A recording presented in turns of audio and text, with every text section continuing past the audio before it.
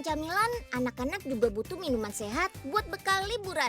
Kayak minuman yang satu ini nih, terbuat dari kacang hijau dan biji-bijian lain yang terjamin gizinya. Siapa sih yang gak kenal kacang hijau? Tanaman palawija yang tumbuh subur di Indonesia ini kaya akan protein nabati, kalsium, fosfor, dan asam lemak omega 3 yang bagus untuk perkembangan otak anak-anak. Nah, kalau kacang hijaunya sudah dijadikan minuman praktis kayak gini, anak-anak pasti suka deh. Wih, kita lihat yuk cara membuatnya. Come on! Oke, bahan-bahannya sudah siap. Masukkan susu, gula, dan air ke dalam tangki liquid filter. Masak larutan dengan suhu mencapai 75 derajat Celcius selama kurang lebih 1 jam. Tangki ini berkapasitas 2000 liter loh. Sip deh. Selanjutnya, dengan sistem pompa, pindahkan larutan menuju tangki mixing. Hanya butuh waktu beberapa menit saja. Lanjut, sekarang masukkan bahan-bahan lainnya. Ada larutan sereal yang terdiri dari oats dan juga kacang hijau. Wah, lihat, warnanya jadi hijau cantik kan? Proses masak di sini butuh waktu selama hampir 3 jam. Gak tanggung-tanggung, sekali masak bisa sampai 5 ton. Banyak juga ya. Larutan susu sereal juga melewati proses pasteurisasi. Panaskan larutan hingga suhu 85 derajat Celcius. Tujuannya untuk membunuh bakteri dan mikroba patogen. Jadi minuman lebih tahan lama dan aman dikonsumsi. Oke deh, waktunya mengisi susu sereal ke dalam botol. Ups, tuang botol-botolnya dulu yuk, melalui conveyor atau ban berjalan. Botol-botol ini akan menuju ruang filling atau pengisian. Ruang filling sangat steril. Siapapun tidak boleh masuk, kecuali yang bertugas dan menggunakan pakaian khusus. Sekarang tutup botol dengan aluminium foil. Proses ini menggunakan sistem high frequency. Jadi, panas yang dihasilkan membuat aluminium foil merekat kuat pada tutup botol. Sambil melewati pengecekan, botol-botol ini kemudian akan mengisi keranjang. Satu keranjang kira-kira berisi 1000 botol. Sampai juga nih kita di proses retort. Dalam sekali proses, mesin ini bisa menampung sekitar 4.500 botol. Panaskan mencapai suhu di atas 100 derajat Celcius agar produk susu sereal bisa bebas dari kuman dan bakteri. Selain itu bisa lebih awet disimpan hingga 9 bulan lamanya. Lanjut yuk, kita beri label setiap botol. Prosesnya sudah menggunakan mesin canggih. Wih! Agar label merekat kuat, panaskan dengan suhu 90 derajat Celcius ya. Oh iya, pabrik ini juga menerapkan standar kualitas produk dengan ketat. Ada 3 laboratorium yang wajib mengecek kondisi produk, baik sebelum ataupun sesudah diproduksi. Di laboratorium incoming, petugas akan mengecek kondisi kemasan. Pastikan bahwa yang dikirim ke proses produksi adalah kemasan dengan kondisi baik. Kalau ini laboratorium fisika kimia. Di sini produk melewati beberapa proses pengecekan kualitas. Di antaranya cek kadar pH dan juga kekentalan.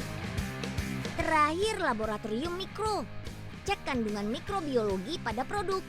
Dengan tes uji ini, produk bisa dipastikan bebas bakteri dan aman dikonsumsi.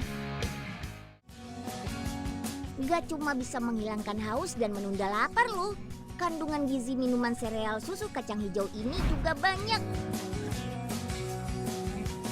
Jangan lupa ngemil sehat ya.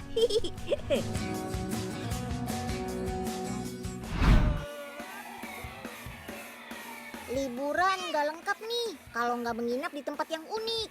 Abi, Ami, Kakak Sakira, dan AIUEO mau bermalam di penginapan yang gak biasa. Wih, di rumah pohon. Iya, dibilang rumah pohon karena desainnya berada seperti di atas pohon. Ya, ala-ala perkampungan Afrika gitu deh, lengkap dengan jembatan gantung sebagai akses menuju penginapan. Yang lebih mengejutkan lagi nih, penginapan ini ada perosotannya juga. Perosotan ini sebagai akses terjun dari kamar atas menuju ruang tamu. Wah, si AIOEO seneng banget tuh main perosotannya. Jadi gak perlu main di luar lagi kan ya?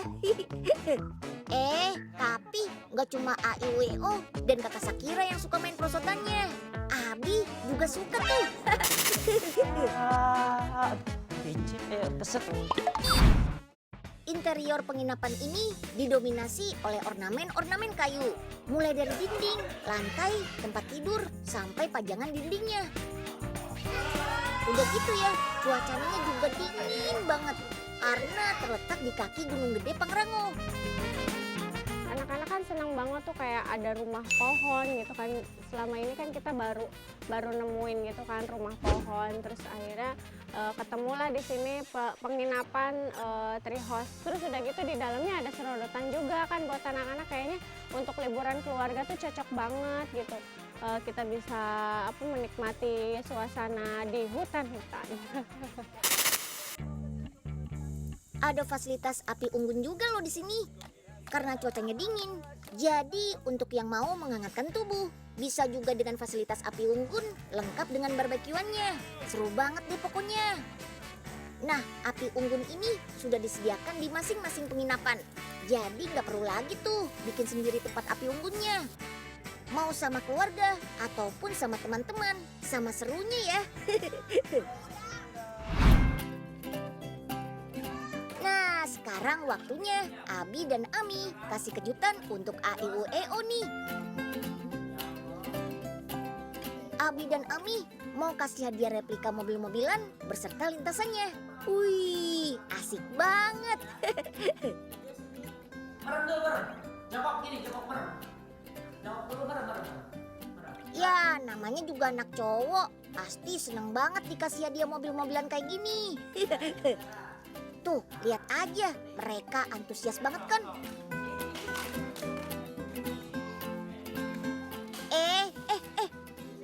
Tapi kenapa berantem tuh Ukail sama Izul? Aduh, tenang ya Izul dan Ukail. Jangan pada rebutan mobilnya dong. Main mobil-mobilan kayak gini juga bukan sekedar main saja loh. Ternyata bagus juga untuk perkembangan motorik AIOEO. Seperti pas saat menekan kecepatan mobil. Selain itu, bagus juga untuk meningkatkan daya imajinasi dan kreativitasnya. Cara mainnya juga gampang kok. Replika mobilnya tinggal ditaruh di lintasan. Dan atur deh tuh kecepatan yang terbagi menjadi 3. Ayo, semangat! Abid, Izul, Ukail, Ezra, dan Oksi.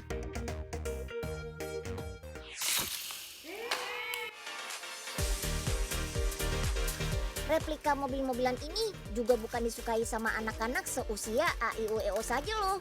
Tapi orang dewasa juga.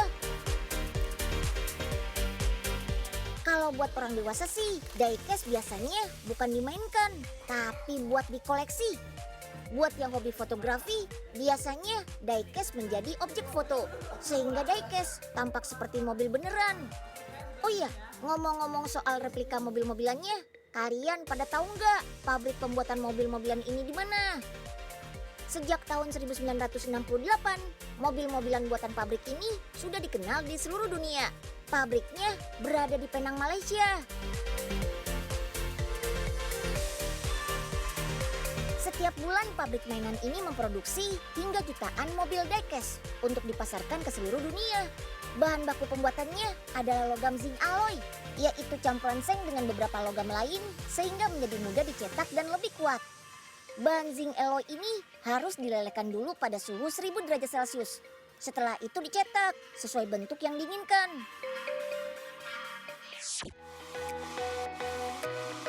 Dalam hitungan detik, material zinc alloy sudah tercetak deh, membentuk bodi mobil berukuran mini. Bodi mobil yang bentuknya sempurna selanjutnya dikumpulkan dalam wadah khusus. Sedangkan produk yang gagal dan sisa-sisa material lain yang tidak terpakai dimasukkan kembali ke dalam mesin untuk dicetak ulang. Bodi mobil kemudian dicat untuk memberikan warna dasar. Masing-masing dipasang pada kait besi ini.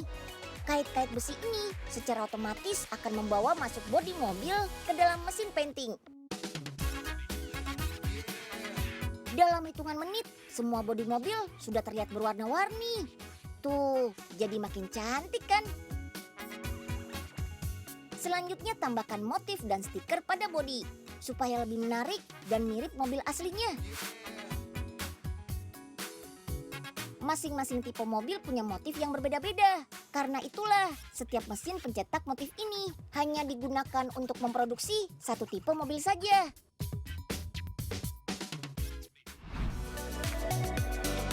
Setelah bagian bodi selesai, selanjutnya tinggal membuat bagian bawah atau sasis mobilnya.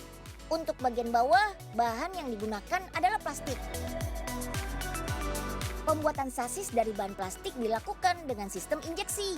Hanya dalam waktu 13 detik saja. Cepat banget kan? Nah, biar menjadi mobil, tentu harus ada roda-rodanya juga dong. Roda-roda mobil ini sebagian besar juga dibuat dari bahan plastik. Warna, ukuran, dan model roda-roda disesuaikan dengan warna dan tipe mobil yang akan dibuat.